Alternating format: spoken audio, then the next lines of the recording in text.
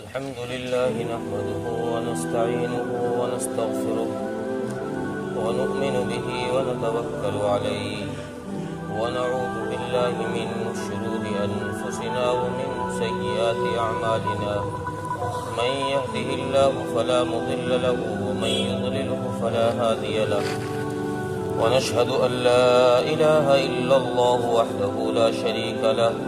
ونشهد أن سيدنا ومولانا محمدا عبده ورسوله أما بعد فأعوذ بالله من الشيطان الرجيم بسم الله الرحمن الرحيم أم حسبت أن أصحاب الكهف والرقيم كانوا من آياتنا عجبا إذ أوى الفتية إلى الكهف فقالوا ربنا آتنا من لدنك رحمة وهيئ لنا من أمرنا رشدا صدق الله العظيم.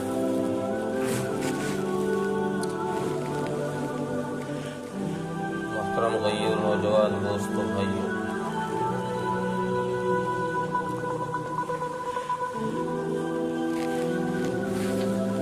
پچھلے جمعے میں یہ عرض کیا گیا تھا کہ مکے کے مشرکین نے رسول اللہ صلی اللہ علیہ وسلم سے آپ کی نبوت کی تصدیق کرنے کے لیے کہ آپ سچے نبی ہیں یا نہیں ہیں، اس بات کی تصدیق کے لیے آپ سے 3 سوالات کیے تھے جن کو وہ یہود کے علماء سے پوچھ کر آئے تھے۔ ان سوالوں میں پہلا سوال یہ تھا کہ اصحاب کہف کون لوگ ہیں؟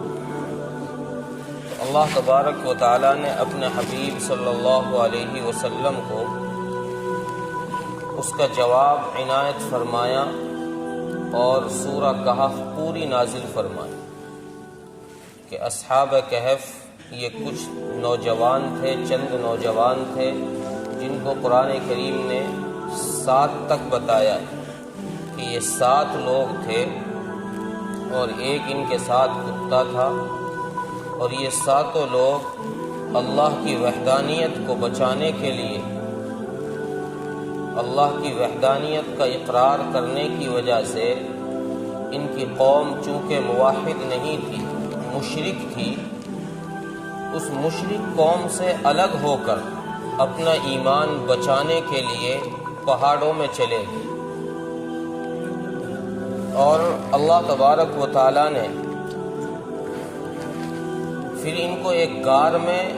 پہنچایا اور اس غار میں ان کو چند دنوں تک سلا دیا۔ قرآن کریم نے ارشاد فرمایا فَضَرَبْنَا عَلَىٰ آذَانِهِمْ فِي الْكَهْفِ سِنِينَ عَدَدًا کہ ہم نے ان کے کانوں پر ایسی مہر لگا دی کہ جس سے یہ آواز کو نہ سن سکے، کیونکہ انسان نیند میں جب ہوتا ہے تو وہ نیند سے بیدار آواز کے ذریعے سے ہوتا ہے کہ اس کے کان میں پہلے آواز پہنچتی ہے پھر وہ نیند سے بیدار ہوتا ہے۔ اللہ تبارک و تعالی نے نظام یہ بنایا کہ باہر کی آواز ان کے کانوں میں نہ جائے، تو ان کے کانوں پر ایسی مہر لگا دی کہ ان کے کانوں میں باہر کی کسی چیز کی آواز ہی نہ سنائی۔ پھر اللہ تبارک و تعالیٰ نے ان کو ایسا سلایا، موت طاری نہیں کی، مارا نہیں ان کو کہ روح ہی قبض کر دی ہو، بلکہ اللہ تبارک و تعالیٰ نے باقاعدہ جیسے انسان سوتا ہے اس طریقے سے ان کو سلایا، اور 309 سال تک یہ مسلسل سوتے رہے۔ اور ان کے سونے کا اندازہ، سونے کا پتہ قرآن کریم کی اس آیت سے بھی لگتا ہے جو آگے اللہ تبارک و تعالیٰ نے ارشاد فرمایا وَنُقَلِّبُهُمْ ذَاتَ الْيَمِينِ وَذَاتَ الشِّمَالِ کہ انسان جب مر جاتا ہے تو پھر یہ کروٹیں نہیں بدل سکتا، اپنی جگہ سے ٹہل نہیں سکتا، ہل نہیں سکتا جب تک کہ کوئی دوسرا اس کو نہ ہلا دے۔ اگر انسان سو جائے تو سونے کے بعد وہ انسان کروٹیں بھی بدلتا ہے، ادھر ادھر ہلتا بھی ہے، یہ انسان کی پہچان ہے کہ یہ سویا ہوا ہے، مرا ہوا نہیں۔ قرآن کہتا ہے وَنُقَلِّبُهُمْ ذَاتَ الْيَمِينِ وَذَاتَ الشِّمَالِ کہ یہ لوگ کروٹیں بدلتے رہتے تھے، اور اللہ تبارک و تعالیٰ نے ان کی کروٹیں کس طرح بدلوائی ہیں، فرشتوں کے ذریعے سے بدلوائی ہیں، یہ اللہ کے علم میں۔ قرآن کریم نے اس کی وضاحت نہیں فرمائی، اور اس کی کروٹیں بدلنے کی وجہ مفسرین نے یہ لکھی ہے کہ انسان اگر ایک ہی کروٹ پر زیادہ دیر لیٹا رہے تو زمین اس کے جسم کو کھانا شروع کر دیتی ہے، اس کے جسم کے اندر زخم ہونے شروع ہو جاتے ہیں۔ اس لیے اللہ تبارک و تعالیٰ نے ان کا نظام یہ بنایا کہ یہ سوئے اس حالت میں کہ کروٹیں بدلتے رہے۔ اور ایک ان کی کرامت قرآن کریم نے یہ ارشاد فرمائی، قرآن کریم میں رب ذوالجلال نے ارشاد فرمایا کہ جب تو ان کو دیکھے گا،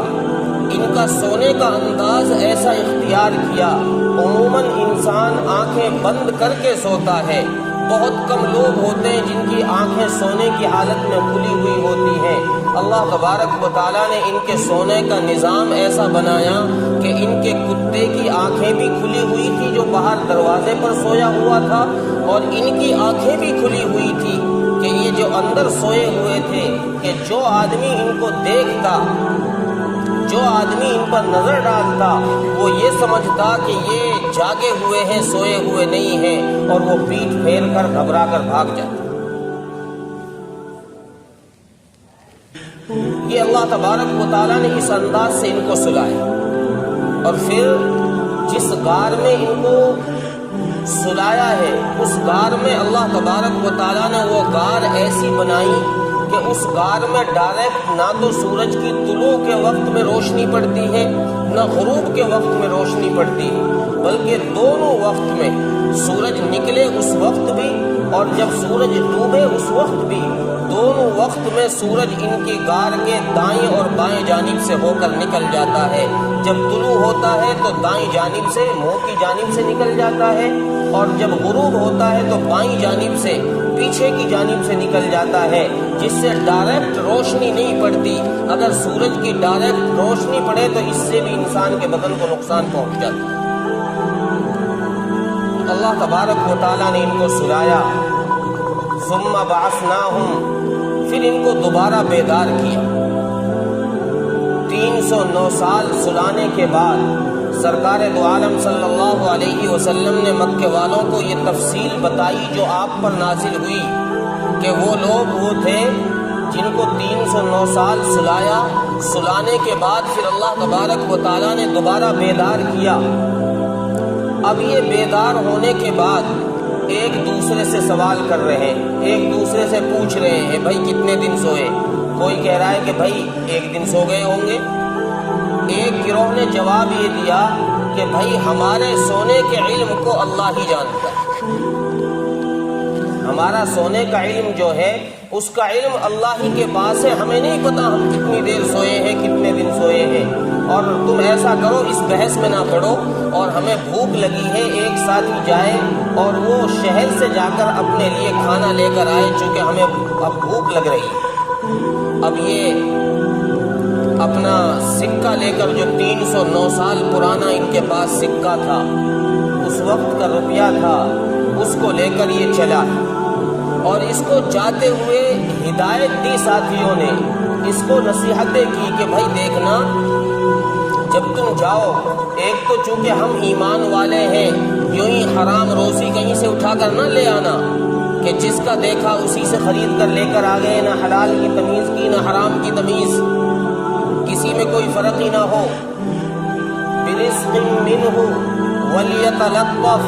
جانا اور دیکھنا کہ اچھا رزق کس کے پاس ہے، حلال روزی کون بیچ رہا ہے، حلال روزی کے مالک سے تم روزی لے کر آنا،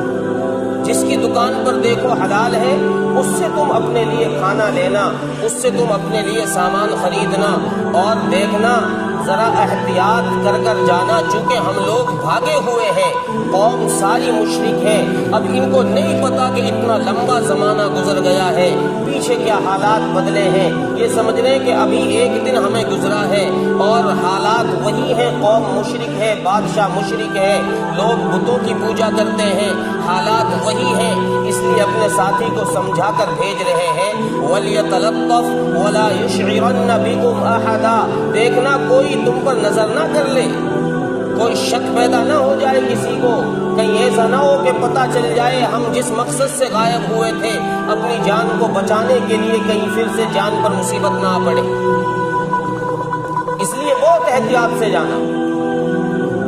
وَلْيَتَلَطَّفْ، اور نرمی اختیار کرنا، کسی سے جھگڑا نہیں کرنا، زبان کے اندر نرم لہجہ اختیار کرنا، پیار سے بات کرنا، گستاخی سے نہیں۔ اور یہاں ایک نقطہ مفسرین نے لکھا ہے کہ وَلْيَتَلَطَّفْ یہ قرآن کا بیج ہے۔ وَلْيَتَلَطَّفْ جو ہے حروف کی تعداد کے اعتبار سے قرآن کا بیج ہے، اتنے ہی حروف پہلے ہیں اور وَلْيَتَلَطَّفْ کے بعد میں بھی اتنے ہی حروف ہیں، یہ قرآن کا بیج۔ اور قرآن کے بیچ میں اللہ نے لفظ کیا لے کر آئے؟ اللہ وَلْيَتَلَطَّفْ کے نرمی اختیار کرنا، زبان کا مٹھاس انسان کو پگھلا دیتا ہے۔ دشمن سے دشمن انسان ہو، زبان میٹھی ہو تو انسان اپنے سامنے والے دشمن کو بھی نرم کر دیتا، موم کر دیتا ہے، چونکہ زبان کا لگا ہوا تیر ایسا ہوتا ہے، زبان سے لگا ہوا زخم ایسا ہوتا ہے کہ جس کی مرہم، جس کی دوائی، جس کی ٹیبلٹ کسی ڈاکٹر کے پاس نہیں ہے، کسی میڈیکل میں نہیں۔ تلوار اور بندوق کی گولی کا زخم مٹ جاتا ہے، لیکن زبان کے کڑوے بول سے جو جس کے دل پر زخم لگ جاتا ہے وہ کبھی نہیں مٹتا۔ اس لیے قرآن نے لفظ یہ لیا ہے بیچ میں کہ نرمی اختیار کرنا۔ اسلام یہ سکھاتا ہے کہ مسلمان کی زبان کے اندر سختی نہ ہو، نرم لہجہ ہو۔ اب یہ آدمی اپنا کھانا لینے کے لیے شہر میں گیا، اس نے بڑی احتیاط سے سفر کیا، شہر میں داخل ہوا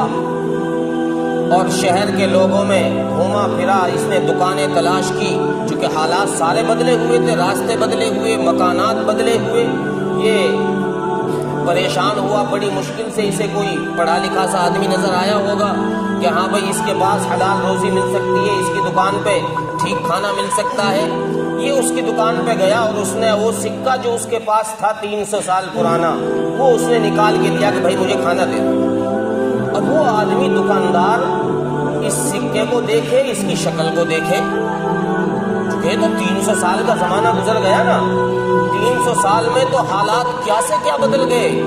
اب یہ آدمی کہہ رہا ہے کہ بھائی اس وقت کا سکہ دو، اگر کھانا لینا ہے اس وقت کا سکہ دو، یہ سکہ تمہارے پاس کہاں سے آیا، تمہیں کہاں سے خزانہ ملا ہے؟ کہ ہمیں تو خزانہ کہیں سے نہیں ملا،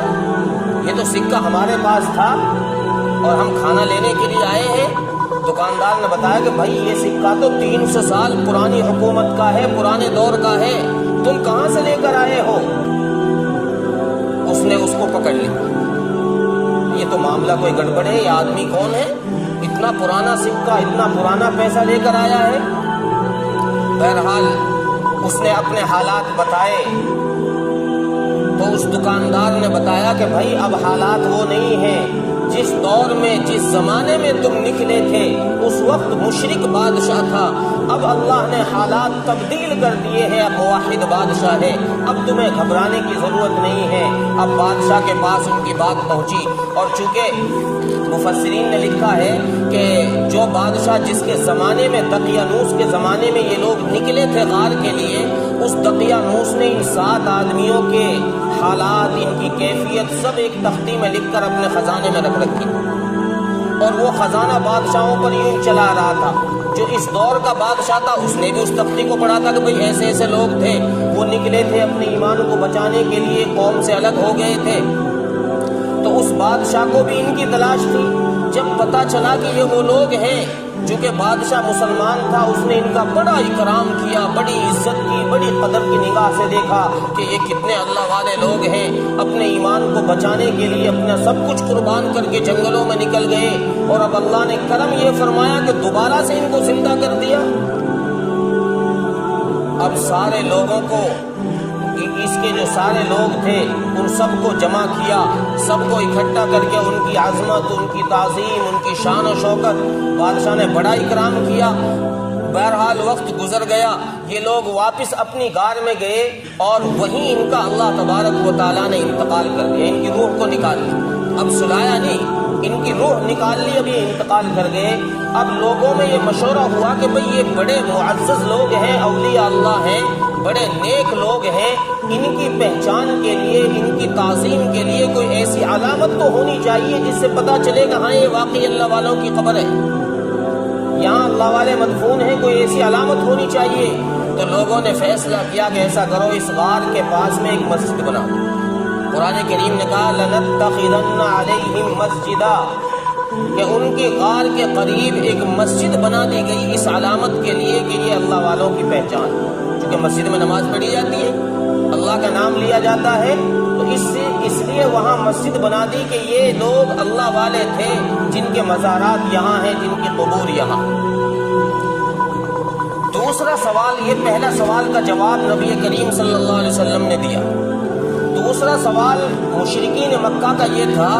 کہ یہ ذوالقرنین کون ہے کہ جس نے مشرق سے مغرب تک کا سفر کیا ہے، جس نے پوری دنیا پر حکمرانی کی ہے؟ یہ کون لوگ، یہ کون بادشاہ ہے، کون شخص ہے؟ اللہ تبارک و تعالیٰ نے اس کا بھی جواب عطا فرما دیا۔ وَيَسْأَلُونَكَ عَنْ ذِي الْقَرْنَيْنِ قُلْ سَأَتْلُو عَلَيْكُمْ مِنْهُ ذِكْرًا إِنَّا مَكَّنَّا لَهُ فِي الْأَرْضِ وَآتَيْنَاهُ مِنْ كُلِّ شَيْءٍ سَبَبًا، کہ یہ ذوالقرنین وہ بادشاہ ہے جس کو ہم نے ایسی حکومت دی تھی کہ جس کی مشرق سے مغرب تک حکمرانی چلتی تھی، اور ہم نے اس کو ایسے سارے اسباب عطا کیے تھے جو ایک حکمران کے پاس ہونے چاہیے۔ حتى إذا بلغ مطلع الشمس وجدها تطلع على قوم لم نجعل لهم من دونها سترا كذلك وقد أحطنا بما لديه خبرا ثم أتبع سببا حتى إذا بلغ بين السدين وجد من دونهما قوما لا يكادون يفقهون قولا قالوا يا ذا القرنين إن يأجوج ومأجوج۔ قرآن کریم کی اسی صورت میں آگے چل کر 16ویں پارے کے دوسرے رکوع کے اندر اس کا ذکر ہے۔ اللہ فرماتے کہ یہ ذوالقرنین وہ شخص ہے جس نے مشرق و مغرب تک کا سفر کیا ہے، اور اس نے شمال میں ایک ایسی قوم پائی ہے جس قوم کی بھاشا یہ نہیں جانتا تھا، یہ اور وہ قوم اس کی بھاشا نہیں جانتی۔ اللہ تبارک و تعالیٰ نے اس کو چونکہ پوری دنیا پر حکومت دی تھی، اس لیے یہ وہاں جب پہنچا تو اللہ تبارک و تعالیٰ نے اسے اختیار دیا کہ دیکھو، چاہے تو ان سے قتال کرو، چاہے تو ان سے ڈائریکٹ قتال کر دو، اور چاہو تو ان کو پہلے ہدایت کی دعوت دو،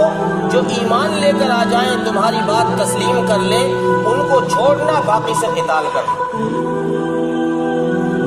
چنانچہ ذوالقرنین نے ان سے قتال کیا، اور کچھ لوگ مانے بھی ہوں گے، مفسرین اس کی چونکہ پوری تحقیق تفسیروں میں نہیں ہے، اور یہ قوم بھی اتنی کثیر تعداد میں تھی، بہت زیادہ لوگ تھے یہ یاجوج ماجوج کے، اور ایک قوم ان کے قریب آباد تھی یاجوج ماجوج کے، ایک دوسری قوم، یہ یاجوج ماجوج ان کو پریشان کیا کرتے تھے۔ تو ذوالقرنین سے ان لوگوں نے شکایت کی کہ حضرت یہ ہمیں بڑے پریشان کرتے، تنگ کرتے، کبھی ہمارے جانوروں کو لے جاتے، کبھی ہمیں جانی نقصان پہنچاتے، کبھی مالی نقصان، آپ ان سے ہماری حفاظت کیجیے۔ حضرت ذوالقرنین نے دو پہاڑوں کے بیچ میں سے، جہاں سے ان کا راستہ تھا،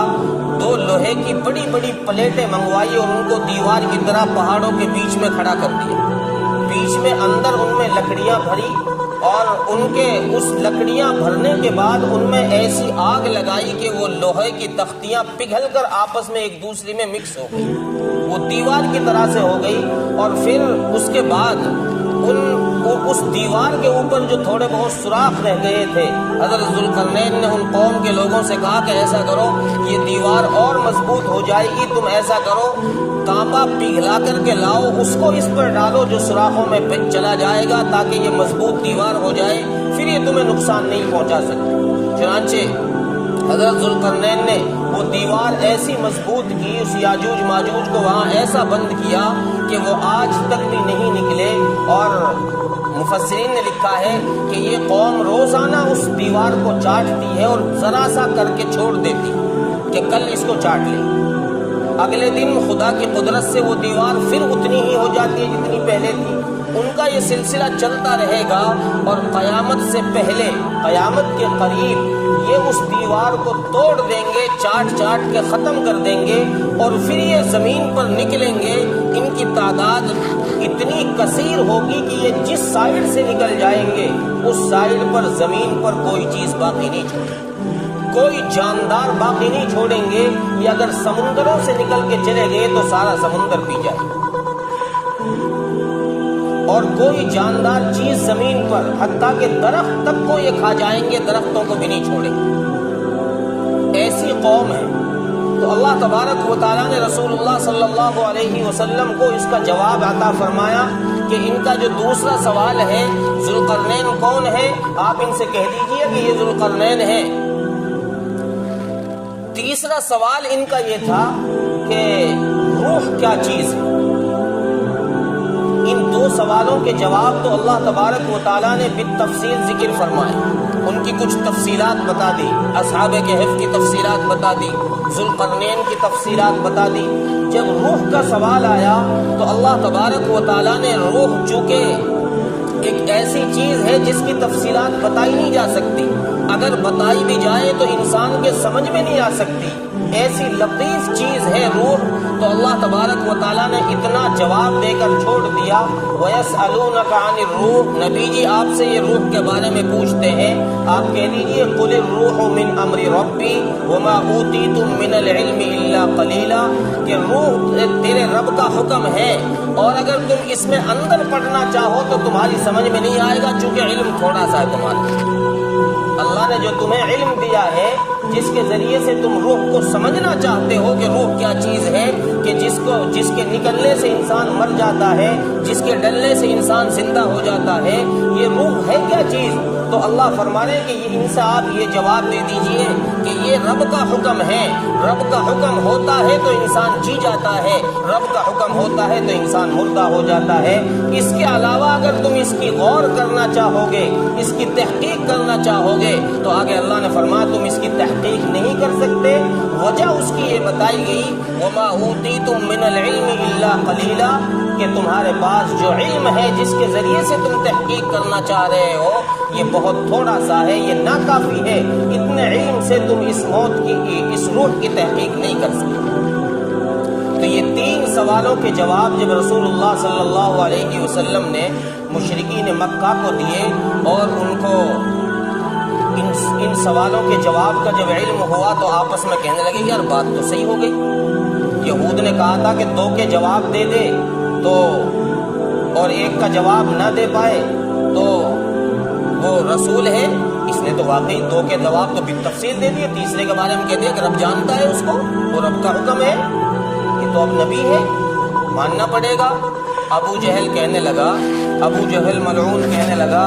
کہ چھوڑو ہم نہیں مانتے، ہم نہیں مانتے، اگر اس کی مان لی تو پھر وہی نیچے آنا پڑے گا، ہمیں غلامی اس کی اختیار کرنی پڑے گی، اپنی چودراہٹ سے استعفیٰ دینا پڑے گا۔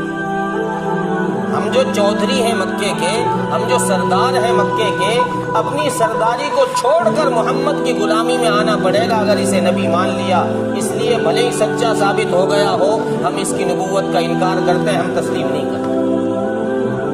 اس لیے مشرکین مکہ نے رسول اللہ صلی اللہ علیہ وسلم کے نبوت کو سچا جاننے کے باوجود جان بوجھ کر آپ کی نبوت کا انکار کیا۔ اس لیے اللہ تبارک و تعالیٰ نے ان کو ہمیشہ کے لیے ذلیل کر دیا، اور اللہ کا دستور ضابطہ یہ ہے کہ جو نبی کریم صلی اللہ علیہ وسلم کی نبوت کا، آپ کے طریقوں کا جان بوجھ کر انکار کرے گا، اللہ دونوں جہاں میں ذلیل کرے گا، اور جو آپ کے طریقوں پر عمل کرے گا اللہ دونوں جہاں میں عزتوں سے نوازے گا۔ اللہ تبارک و تعالی عمل کی توفیق عطا فرمائے۔ وآخر دعوانا الحمدللہ۔